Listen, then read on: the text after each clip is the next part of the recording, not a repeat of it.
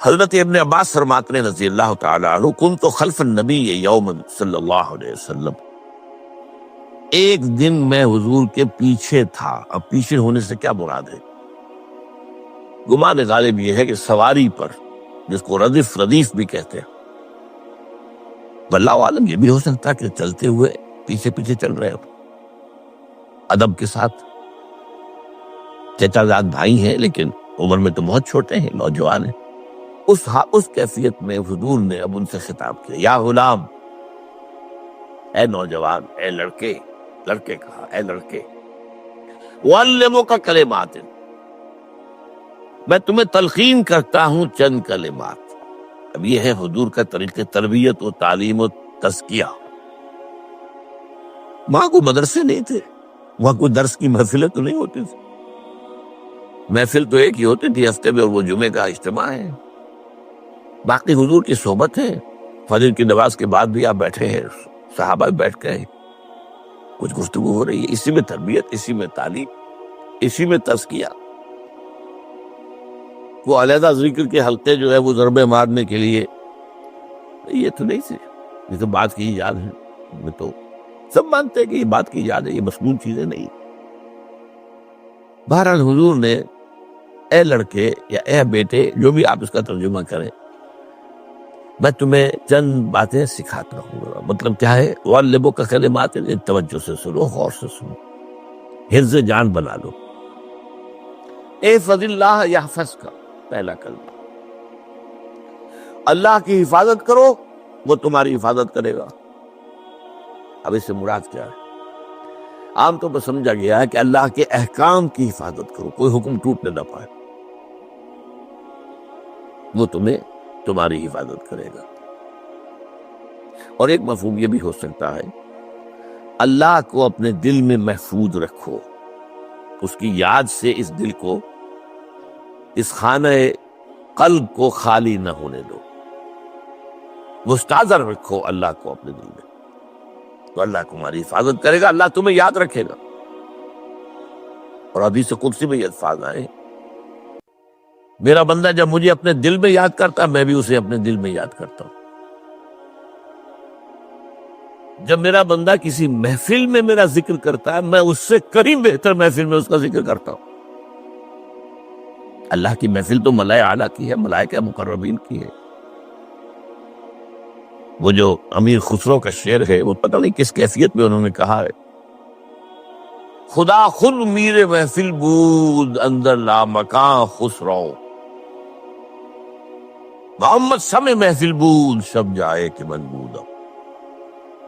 اے خسرو، رات میں جہاں تھا، وہ رات کوئی کیفیت تھی جو گزری ہے، وہ ایک لامکاں کی محفل تھی۔ اب مکان نہیں ہے، لامکاں ہے، مادی نہیں ہے وہ۔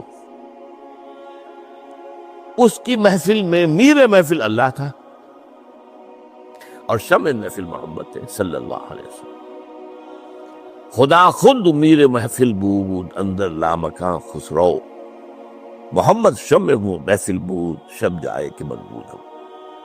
بہرحال اللہ کو تم اپنے دل میں مستحضر رکھو، اللہ تعالیٰ تمہیں بھی یاد رکھے گا۔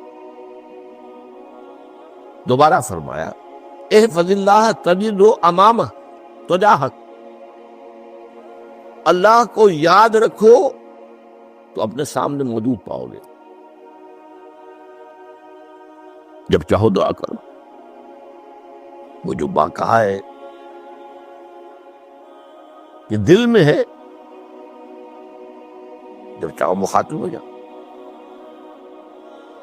دل کے آئینے میں ہے تصویر یار، جب ذرا گردن چکائی دیکھ لی، کہیں دور تو نہیں، نحن اقرب الیہ من حبل الورید۔ تمہارے دل میں اللہ ہے تو کہاں جا رہے ہو اس کو ڈھونڈنے کے لیے؟ اپنے دل میں۔ وہ جو بے دل نے کہا ہے، ستم است گر ہوست کشند کہ بے سیر سر و سمندرا، تجھے ہنچا کم نہ دمیدہ در دل کشا بچمندرا۔ بڑے ستم کی بات ہے کہ تمہارا دل کہتا ہے چلو ذرا باغیچے میں چلو، پھولوں کی سیر کرو، یہ گلاب کا پھول ہے، یہ موتیا ہے، یہ شاید ستم است، بڑے ستم کی بات ہے. کیوں یہ ستم کیا ہو گیا اس میں؟ ستم است گر ہوست کشد، تمہاری خواہش تمہیں کھینچتی ہے کہ بے سیر سرو و سمندرا، سرو و سمن ذرا اس کی سیر کرنے کے لیے آؤ. تجھے غنچہ کم نظر، تو خود ایک غنچہ ہے، تو خود ایک پھول اللہ کا بنایا ہوا، اشرف المخلوقات. وہ اشرف المخلوقات سے بڑا کوئی پھول ہو سکتا ہے؟ تجھے غنچہ کم نہ دمید ہے، در دل کشا، اپنے دل کا دروازہ کھولو. بچمن ترا، اس کے اندر جو چمن آباد ہے وہ کیا ہے؟ روح. دل مسکن ہے قلب، قلب مسکن ہے روح کا. تو احفظ اللہ تجد ہو امامک، یا تجاہک، اپنے سامنے موجود پاؤ گے. اذا سالتا فاسأل اللہ، اب آ گیا وہ مرکزی مضمون. دیکھو جب مانگو اللہ سے مانگو، غیر اللہ کے سامنے ہاتھ دراز کرو ہی مت. ایک حدیث میں آتا، یعنی حرام نہیں ہے، دنیاوی قواعد اصول قوانین کے تحت کسی سے مدد چاہنا، کوئی سوال کرنا حرام نہیں ہے. وہ تو میں نے کہا کہ اس پر اصرار آپ کریں گے تو اس میں بو پیدا ہو جائے گی، بدبو پیدا ہو جائے گی شرک کی. لیکن آپ اس سوال کریں، مدد لیں، اسی پر دنیا قائم ہے، ایک دوسرے کے ساتھ تعاون کے ساتھ. لیکن اونچا مقام کیا ہے؟ کسی سے سوال مت کرو سوائے اللہ. یہاں تک کہ جوتے باندھنے کا تسمہ تمہیں درکار ہے تو بھی کسی سے مت مانگو، اللہ سے مانگو. کیا پتہ اللہ کس کے دل میں ڈال دے اور وہ آ کے تمہیں تسمہ پیش کر دے. ہوتا ہے ایسا، بس اوقات ہوتا. جو اللہ کے ساتھ لو لگا کر رکھنے والے ہیں ان کے تو ایسے واقعات ہوتے ہیں کہ دل میں ایک بات آئی اور اس کے بعد وہی بات جو ہے وہ کوئی شخص آ گیا، اس نے وہ بات پوری کر دی. کیونکہ لوگوں کے دل جو ہے وہ تو اللہ کی دو انگلیوں کے مابین جو چاہتا پھر دیتا. کیا پتہ اللہ کسی فرشتے کو انسانی شکل میں بھیج دے. کہتا ہے فرشتہ آتا ہے انسانی شکل میں، آپ کی تکلیف کو رفع کر دے، آپ کی ضرورت کو پورا کر دے. اسی سے مت، کسی اور سے مت. یہ ہے توحید کا لب لباب. یوں سمجھیے اسلام کی جڑ کیا ہے؟ ایمان. اسلام کا جو خارجی نظام عمل ہے، انفرادی اعمال ہو، اجتماعی ہو، ان سب کی روح رواں کیا ہے؟ ایمان. ٹھیک، ایک بات ہو گئی.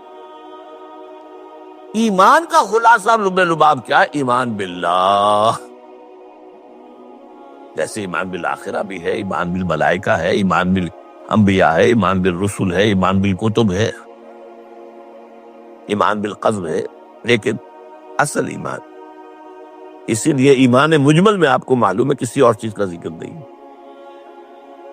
آمنت باللہ کما ہوا باسمائہ وصفاتہ وقبلت جمیع احکامہ اقرار باللسان وتصدیق بالقلب. یہ ایمان مجمل ہے. اجمالی طور پر ایمان اس کا نام ہے. ہاں مفصل تفصیلی طور پر آمنت باللہ وملائکتہ وکتبہ ورسلہ والیوم الآخر والقدر خیرہ وشرہ من اللہ تعالی والبعث بعد الموت. تو اسلام کی جڑ ایمان، اور اسلام کا سارا جو نظام عمل ہے، چاہے انفرادی اعمال ہو چاہے اجتماعی، ان سب کی روح رواں ایمان. اور ایمان کا خلاصہ ایمان باللہ. اور ایمان باللہ کا اصل حاصل وہ ہے جو اس حدیث میں آ رہا. اس کے دو ہیں تقاضے: عبادت صرف اسی کی، استعانت صرف اسی سے. اس لیے میں نے سورہ فاتحہ کا تذکرہ شروع میں کیا. یہ عبادت کا جوہر ہے، عبادت کا جو ہے یہ ایمان کا حاصل. عبادت صرف اس کی اور استعانت صرف اس سے. استعانت ہی میں سوال بھی آ گیا، یہ بھی مدد ہے. آپ کسی سے کچھ مدد مالی چاہ رہے ہیں یا کوئی اور مدد چاہتے ہیں، کسی کام میں مدد چاہتے ہیں، جیسے میں نے کہا تھا کہ سفارش کرانا چاہتے ہیں، بھی مدد ہے. وَإِذَا اسْتَعَنْتَ فَاسْتَعِنْ بِاللَّهِ. اور جب مدد مانگو صرف اللہ سے مانگو. اور وہ سارے الفاظ یاد کر لیے: استدعاء، استعانت، استغاثہ، یہ جو غوث اعظم سے استغاثہ کیا جاتا ہے یہ تو شرک ہے. استغاثہ اللہ سے، دعائی اللہ کا. اس اعتبار سے استمداد، استعانت، استدعاء، استغاثہ، یہ سب اللہ سے، صرف اللہ سے. عبادت صرف اللہ، ایاک نعبد، اور استعانت صرف اللہ سے. اذا سالت فاسأل اللہ واذا استعنت فاستعن باللہ واعلم. اب یہ جو آخری ٹکڑا آ رہا ہے، حدیث نمبر 4 تھی، وہ عبداللہ ابن مسعود رضی اللہ تعالیٰ عنہ، اس میں بھی مضمون جو آیا وہ یہاں پر دوبارہ آ رہا ہے. وعلم، اور اے میرے بیٹے، میرے بچے، اے عزیز، علم، جان لو، ان الامت لو اجتمعت علی ان ینفعوک بشیء، اگر سب لوگ جمع ہو کر چاہیں کہ تمہیں کسی شے کا نفع پہنچا دے، کوئی فائدہ پہنچا دے، لن ینفعوک الا بشیء قد کتبہ اللہ لک، نہیں پہنچا سکتے وہ تمہیں کوئی نفع مگر صرف وہی جو تمہارے لیے اللہ نے لکھ دیا. پھر کیوں مانگو ان سے؟ یہ تو فعل عبث ہو گیا،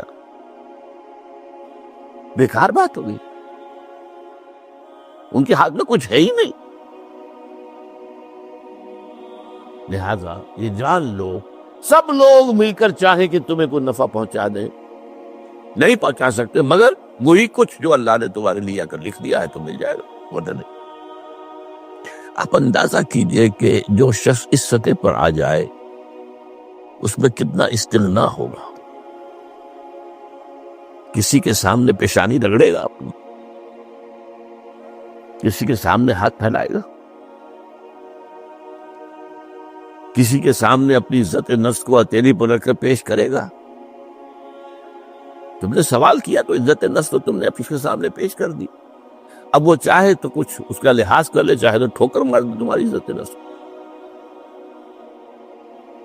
یہ وہ مقام ہے جب مانگو صرف اللہ سے، جب مدد طلب کرو صرف اللہ سے. اور جان لو اگر تمام لوگ جمع ہو کر تمہیں کوئی فائدہ پہنچا جائے، نہیں پہنچا سکتے الا بشیء قد کتب اللہ لک وان اجتمعوا علی ان یضروک بشیء لم یضروک الا بشیء قد کتب اللہ علیک. اگر سب مل کر چاہے تمہیں کوئی نقصان پہنچا دے، نہیں پہنچا سکتے مگر وہی کچھ جو اللہ نے تمہارے لیے لکھ دیا. اب بتائیے خوف کی جڑ کٹ جائے گی کہ نہیں؟ یہ جو ایمان جو ہے یہ خوف اور حزن دونوں سے نجات دلانے والی بات ہے.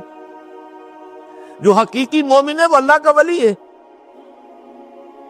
حقیقی مومن وہ اللہ کا ولی. اور الا ان اولیاء اللہ لا خوف علیہم ولا هم يحزنون. یہ اولیاء اللہ کو علیحدہ مخلوق نہیں ہے، کوئی ان کے سر پہ سینگ نہیں ہوتے، انسان ہی ہوتے ہیں، لیکن حقیقی معنی میں مومن. ان پہ تو آرات سے جو آج ہم پڑھ رہے ہیں، ایمان اس درجے کا پہنچ گیا تو اللہ کا ولی. اور لوگ کے لیے خوف کس بات کا ہوگا؟ کس سے خوف کروں؟ اس کے ہاتھ میں کچھ ہے ہی نہیں. اور اگر کچھ اللہ نے میرے لیے لکھ دیا وہ آ کر رہے گا، چاہے میں لاکھ گڑ گڑاؤں اور اس کے سامنے یہ چھوڑ دے. اگر اللہ نے لکھا ہوا ہے وہ تو آئے گا، تو کاہے کو اس کے سامنے گڑ گڑانا، کاہے کو جبرسائی کرنا اس کے سامنے. اور کسی کے ہاتھ میں کچھ ہے ہی نہیں، میرا خیر ہے ہی نہیں، کاہے کو خوشامد کرو اس کی. اور سنیے، رفعت الاقلام، دیکھو نوجوان، قلمیں اٹھا لی گئی ہیں، وجفت الصحف، اور جو رجسٹر ہیں صحیفے ان کی سیاہی خشک ہو چکی ہے. یہ ہے وہ اللہ کا علم قدیم جس میں ہر شے لکھ دی گئی. اس کی قلم اٹھا لیے گئے. جیسے آپ کو معلوم ہے امتحان ہوتا تھا، 3 گھنٹے ختم ہو گئے، اسٹاپ رائٹنگ، بس اب قلم رک جانا چاہیے. وہ قلم تو تقدیر کا کاتب جو ہے وہ قلم اس کا اب اٹھا دیا گیا، اور جو صحیفے جن پر کے لکھا گیا ہے وہ خشک بھی ہو گئے. یہ تو روایت ہے جو امام ترمذی نے جس کو روایت کیا، یہ متن ان کا ہے جو ہم نے پڑھا ابھی، اور ان کا قول یہ ہے کہ یہ حدیث حسن صحیح ہے۔ لیکن یہی روایت اور انہی راوی سے عبداللہ ابن عباس سے رضی اللہ تعالیٰ عنہما اور بھی محدثین نے کی ہے، تو اس میں سے ایک اور متن جو ہے وہ یہاں پر امام نووی نے دے دیا۔ احفظ اللہ تجد امامک، یہ تو پہلا وہ ٹکڑا تھا، وقت تو جاہد تھا، یہاں امامک ہے، مطلب ایک ہی ہے، اپنے سامنے پاؤ گے۔ اللہ کی حفاظت کرو، اللہ کو دل میں، اللہ کی یاد کو محفوظ رکھو، گویا کہ اللہ کو مستحضر رکھو۔ ذکر اللہ کے معنی کیا ہے؟ استحضار اللہ فی القلب، یہ ذکر اللہ ہے۔ جنہیں ہم ذکر سمجھ بیٹھے ہیں وہ ذکر کے ذریعے ہے۔ اقیم الصلاۃ لذکری، نماز قائم کرو میری یاد کے لیے، نماز ذریعہ ہے یاد کا۔ یہ علیحدہ بات ہے کہ آپ نے 17 رکعتیں بھی پڑھنی ہو جو عشاء کی اور یاد آپ کو آئی ہی نہیں کوئی، آپ تو ایک میکینیکل انداز میں جو ہے وہ اٹھک بیٹھک کر رہے ہیں اور آپ کے زبان سے کچھ نکل رہا ہے، تو اس کا آپ کے شعور سے، دل کی گہرائی سے کوئی رابطہ ہے ہی نہیں، وہ ذکر تو نہیں ہوا۔ ہاں نماز فرض تھی، وہ ادا ہو گئی، آپ کی ایک فرض ادا ہو گئی۔ تو جنہیں ہم نے ذرائع، جنہیں ذکر سمجھا، وہ ذرائع ذکر ہے، اللہ اللہ سبحان اللہ زبان سے، یہ تاکہ اس کے نتیجے میں وہ ذکر حاصل ہو جائے۔ استحضار اللہ فی القلب، ذکر کے معنی ہے استحضار اللہ فی القلب۔ تعرف الی اللہ فی الرخاء، اور دیکھو کشادگی کے وقت میں تم اللہ کو یاد رکھو، اللہ کی طرف رجوع کیے رہو، بھول نہ جاؤ۔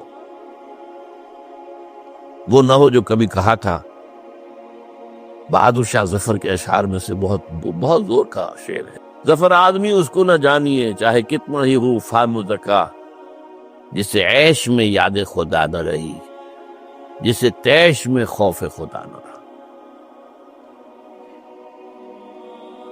وہ ہے کشادگی کی حالت میں، جب کہ تمہارے لیے کشادگی ہے، اللہ کی طرف رجوع کیے رکھو۔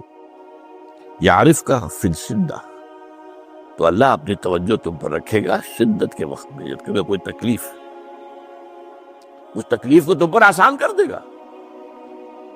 تکلیف تو آنی ہے، لکھی ہوئی ہے، وہ تو آئے گی، لیکن یہ کہ اللہ تعالیٰ اس کی شدت کو، ایک ہی چیز ہے جس کو ایک انسان بہت شدت کے ساتھ محسوس کر رہا ہے، دوسرا آدمی اتنا نہیں محسوس کر رہا ہے، احساس کا معاملہ ہوگا نا۔ وہ تو اصل میں اگر انسان کی نرز کٹی ہوئی ہے تو احساس ہوگا ہی نہیں، سر سے ہی نہیں ہوگا۔ تو اس اعتبار سے اللہ تعالیٰ تمہارے لیے اس شدت کی کمی کر دے۔ وَعْلَمْ أَنَّ مَا أَخْطَأَكَ لَمْ يَكُنْ لِيُصِيبَكَ، اور جان لو جو چیز تم سے چھوٹ گئی ہے، رہ گئی ہے، وہ ہرگز تمہیں ملنے والی نہیں تھی۔ اب آپ نے کسی ملازمت کے لیے درخواست دی ہے، درخواستیں مانگی گئی ہیں، اپنی سی محنت کر لی، نہیں ملی ملازمت، اب آپ بیٹھے ہوئے افسوس میں، رنج میں، غم میں، فلاں نے یہ کر دیا، فلاں نے یہ کر دیا، وہ فلاں جو ہے بڑی تکڑی سفارش لے آیا تھا، فلاں نے رشوت دے دی۔ چھوڑو میاں اس کو، وہ تمہارے لیے نہیں تھی۔ کاہے کو اپنے ذہن کے اندر یہ کھچڑی پکا رہے ہو بیٹھے ہوئے؟ خامخواہ آپ شاید سوء ظن میں بھی مبتلا ہو رہے ہو، کسی نے نہ رشوت دی اور آپ سمجھتے ہو کہ رشوت دی ہے اس نے۔ یہ ساری چیزیں جو ساری سیئات، ان کی جھٹکٹ ہے۔ وَعْلَمْ أَنَّ مَا أَخْطَأَكَ لَمْ يَكُنْ لِيُصِيبَكَ وَمَا أَصَابَكَ، جو چیز تم پر آ گئی، لَمْ يَكُنْ لِيُخْطِئَكَ، ہو ہی نہیں سکتا تھا کہ وہ تم پر نہ آتی۔ یہ کر لیتا تو ہو جاتا، شاید یہ کر لیتا، میں نے ٹیکا پہلے لگوا دیا ہوتا تو یہ بات نہ ہوتی۔ بھائی وہ جو ہونا تھا وہ ہونا تھا۔ اب یہ وہ چیز ہے جس سے انسان میں کیفیت پیدا ہوتی، تسلیم و رضا۔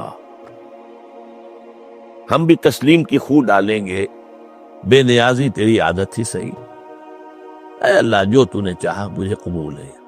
اسی لیے میں نے آپ کو آیتیں سنائی سورہ تغابن کی، ما اصاب من مصیبت الا باذن اللہ، کوئی مصیبت نہیں آتی مگر اللہ کے اذن سے۔ وَمَن یؤمن باللہ یہد قلبہ، جو اللہ پر ایمان رکھتا ہو اللہ اس کے دل کو ہدایت دے دیتا ہے۔ ہدایت کس بات کی؟ تسلیم و رضا۔ ستمش گر حوست کا شد کہ بسر سلو و سمندرا. نہیں، یہ دوسرا شعر میں پڑھنا چاہتا تھا. سر دوستاں سلامت کہ تو خنجر آزمائی، نہ شبد نصیب دشمن کے شبد ہلا کے تیلت. اے اللہ تیری طرف سے ہے، مجھے قبول ہے، اور بظاہر مجھے تکلیف ہو رہی ہے، لیکن یقیناً اس میں میرا کوئی خیر ہے. یدک الخیر، تیرے ہاتھ میں تو خیر ہی خیر ہے، جو بھی تیری طرف سے آئے. سر تسلیم خم ہے جو مزاج یاد ہے. اور یہ مضمون جو ہے زیادہ بڑے پیمانے پر سورہ حدید میں آیا ہے. ما اصاب من مصیبت فی الارض ولا فی انفسکم الا فی کتاب من قبل ان نبرأہا. کوئی مصیبت نہیں آتی نہ تمہاری جانوں میں نہ زمین میں زلزلہ آ جانا، سیلاب آ جانا، کچھ اور زمین کا دھنس جانا، یا یہ ہے کہ تمہاری جانوں میں کوئی بخار ہو گیا، کوئی اور تکلیف ہو گئی، اچانک معلوم ہوا کہ ثابت جو کینسر ہے، اور کینسر بھی اب 3rd سٹیج کو پہنچ چکا ہے. لیکن جو بھی آیا ہے وہ اللہ کے علم قدیم کی کتاب میں پہلے سے لکھا ہوا. فی کتاب من قبل ان نبرأہا، یہ کتاب میں درج ہے اس سے پہلے کہ ہم اسے ظاہر کریں. اس کا نتیجہ کیا نکلنا چاہیے؟ لیکن لا تاسوا علی ما فاتکم ولا تفرحوا بما آتاکم. افسوس نہ کیا کرو جو تم سے جاتا رہے، چھوٹ جائے. کوئی عزیز فوت ہو گیا، کوئی موقع ہاتھ سے نکل گیا، ارے بھائی میں چوک گیا، بڑا موقع تھا، اب اس پر افسوس کر رہے ہیں. نہیں، جو چیز لیکن لا تاسوا علی ما فاتک ولا تفرحوا بما آتاک، جو اللہ تمہیں دے دے اس پر اتراؤ مت. وما اصابک لم یکن